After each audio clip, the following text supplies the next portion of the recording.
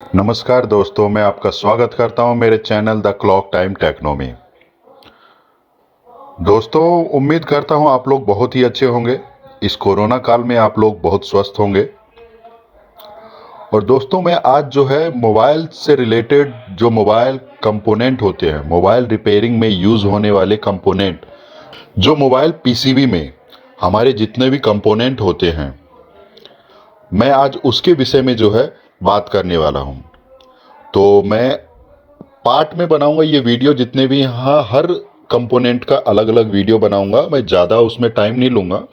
1-2 minute के आसपास का मेरा हर टॉपिक रहेगा। मैंने पहले से नोट्स तैयार कर रखा है, उस नोट्स के थ्रू ही मैं आपको समझाऊंगा। उसके अलावा भी अगर आपको कोई चीज़ समझ में नहीं आता है तो आप मुझे कमेंट कीजिएगा, मैं आपको ज़रूर समझाऊंगा। और मैंने जो नोट्स बनाया है, अगर आप में से किसी भाई बंधु को अगर वो नोट्स चाहिए होगा तो मैं ज़रूर आपको दूंगा। दोस्तों, मैं आपको नोट्स के लिए कोई चार्ज नहीं करूंगा। बस आप वीडियो के लास्ट तक बने रहिएगा, तभी आपको सारी चीज़ समझ में आएगा। मैं शॉर्ट में बनाऊंगा वीडियो। तो चलिए शुरू करते हैं। जैसा कि आप पीसीबी भी देख रहे हो, इस पीसीबी में जो जो कंपोनेंट को रेड से कर रखा है, कुछ आईसीज हैं, कुछ कंपोनेंट हैं। इसमें जितने भी कंपोनेंट हैं सबके बारे में मैं आपको एक एक करके बताऊंगा। तो चलिए शुरू करते हैं वीडियो को। दोस्तों, एक्चुअली हम आपको बता दें, मोबाइल फ़ोन जो मोबाइल पीसीबी होता है उसमें एक्चुअली में 9 से 10 प्रकार के जो है कंपोनेंट लगे होते हैं। उन कंपोनेंट के नाम कुछ इस तरह से आप देख सकते हैं इसमें। जैसे एक हो गया register, coil, capacitor, transistor, MOSFET, diode, ICs होते हैं, क्रिस्टल होता है, ट्रांसफार्मर भी होता है बट आप फोनों में नहीं आता है। एक्चुअली ट्रांसफार्मर का नाम अब कुछ और हो चुका है, तो मैं ट्रांसफार्मर के बारे में आपको नहीं बताने वाला हूँ। वैसे आप कहेंगे तो मैं बता दूंगा, बाकी ट्रांसफार्मर अब अपने मोबाइल में नहीं आता है। इसके अलावा रिंगर होता है, स्पीकर होता है, वाइब्रेटर होता है, बैटरी होता है, ये सब चीज़ होता है। ये सारे कंपोनेंट जो है वो हमें मोबाइल रिपेयरिंग सीखने से पहले जानना जरूरी होता है कि एक्चुअली में ये चीज़ होता क्या है, इसका वर्क क्या होता है। तो चलिए मैं आज आपको रजिस्टर के बारे में बताने वाला हूं। तो शुरू करते हैं। रजिस्टर होता क्या है? रजिस्टर को हम प्रतिरोधक कहते हैं हिंदी में। यह क्या होता है? करंट के मार्ग में जो है बाधा पहुंचाता है, यानी करंट जब आ रहा होता है उसके फ्लो को कम करता है।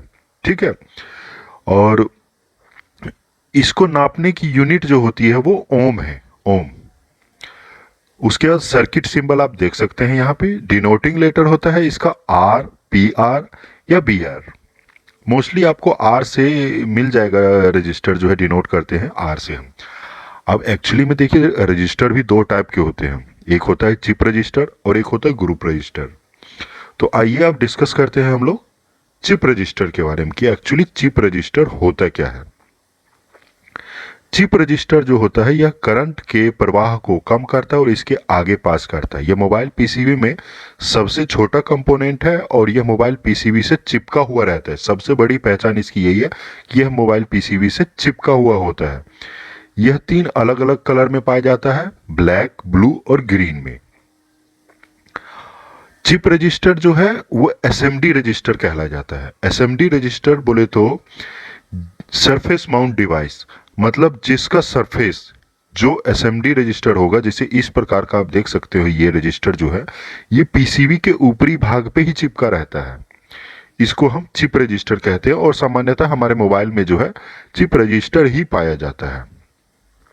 एक्चुअली चिप रजिस्टर भी दो प्रकार के होते हैं, जिस पर कुछ कोड लिखा रहता है और जिस पर कुछ कोड नहीं लिखा रहता है। ये दो प्रकार के रजिस्टर होते हैं। इसका बाद में देखेंगे। इसका वैल्यू वगैरह भी निकालना रहता है। ये तो कम ओम्स का होता है, ये ज़्यादा ओम्स का होता है। इसकी वैल्यू हमें निकालनी होती है।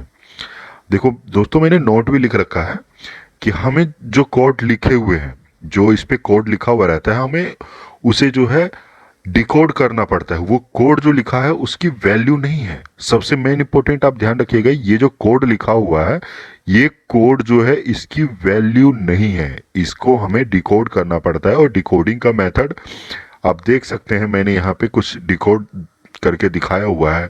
जैसे 223 है तो पहला 2 अक्षर ओके रहेगा, यानी आपको जो लास्ट वाला अक्षर होता है उसके 10 के पावर में उतना होता है, 10 का क्यूब है ये। यानी जितना भी होगा शुरू का 2 अक्षर सेम लिख देना है, इंटू में करना है 10 के पावर 3। अगर यहाँ पे 224 रहता तो 22 इंटू में 10 के पावर 4। इसी प्रकार से 4 अंक वाले देख सकते हैं आप। तो आप ये नोट्स आप मेरे से ले लीजिएगा, कोई दिक्कत नहीं, मैं आपको नोट्स ये देने को तैयार हूँ। आपसे मैं कोई चार्ज नहीं लूंगा, डोंट वरी। और ये मल्टीमीटर देखिए, इस मल्टीमीटर में मैंने ये दर्शा रखा है कि ये वाला जो एरिया है ये ओम का एरिया है। जो हम रजिस्टर को मापेंगे, रजिस्टर की वैल्यू प्राप्त करने के लिए हमें अपने मल्टीमीटर को ओम रेंज में सेट करना होगा, तब जाके हम करेंगे। हाँ, अब दूसरा देखिए ग्रुप रजिस्टर होता है। इट इज मेड फ्रॉम 2 और मोर रजिस्टर। ये रजिस्टर जो चिप रजिस्टर की तरह ही होता है, लेकिन इसके शेप में थोड़ा सा फर्क होता है, ठीक है। उसके बाद अब हम आ जाते हैं टेस्टिंग।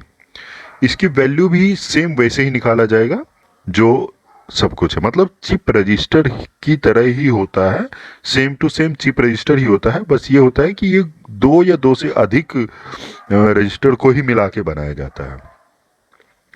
उसके बाद इसकी टेस्टिंग, मल्टीमीटर को हम ओम रेंज पर रखेंगे और रजिस्टर की वैल्यू चेक करने पर, अगर जब रजिस्टर हम चेक करते हैं रजिस्टर वैल्यू दिखाती है तो ओके है। यदि वैल्यू पता है तो मल्टीमीटर को रजिस्टर की वैल्यू के अकॉर्डिंग सेट करके चेक करेंगे। यदि रजिस्टर की वैल्यू नहीं पता है तो मल्टीमीटर जो ये मल्टीमीटर है इसको 1 बाय 1 पहले 200, फिर 2000, फिर 20,000, फिर 200,000, फिर 2000 किलो ओम पे रखना है और धीरे धीरे मतलब 1 बाय 1 स्टेप बाय स्टेप अपने को चेक करना है। और मैंने देखो दोस्तों, मैंने इंपॉर्टेंट सबसे बड़ी बात आप लोगों के लिए मैंने एक चीज लिख रखा है, नोट्स मैंने बहुत अच्छे तरीके से बना रखा है।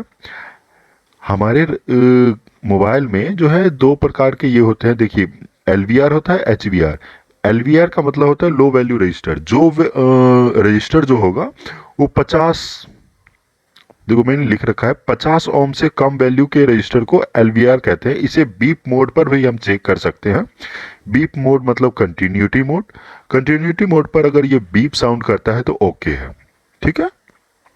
और सामान्यतः इसके जो बॉडी पे है वो आर लिखा रहता है। आर लिखा जैसे 47R या फिर 4R7, तो ये रजिस्टर जो होगा वो कम वैल्यू का होगा, यानी आर से स्टार्टिंग होगा। एचवीआर जो है वो 50 ओम से ज्यादा की वैल्यू का है। तो दोस्तों आज जो है हमने यही सीखा है। बाकी आप लोगों के मन में अगर कोई सवाल होगा, कोई डाउट होगा तो आप मुझे कर सकते हैं। तो रजिस्टर का आज हमारा ये चैप्टर आज हम यहीं पे समाप्त करते हैं, नहीं तो बहुत बड़ा ये हो जाएगा वीडियो। तो हम आज यही करते हैं, कल हम लोग कॉइल के बारे में डिस्कस करेंगे। मैंने देख लीजिए, मैं आपको थोड़ा सा एक झलक दिखा देता हूँ। मैंने कॉइल के लिए भी सारा मैंने मटेरियल तैयार कर रखा है, आपको सिर्फ समझाना है मुझे कि कॉइल क्या होता है, देख लीजिए, ठीक है। तो थैंक यू, आप मेरे चैनल को सब्सक्राइब कर दीजिएगा और एक लाइक दीजिएगा, अपने दोस्तों के साथ भी शेयर कीजिएगा। Thank you so much.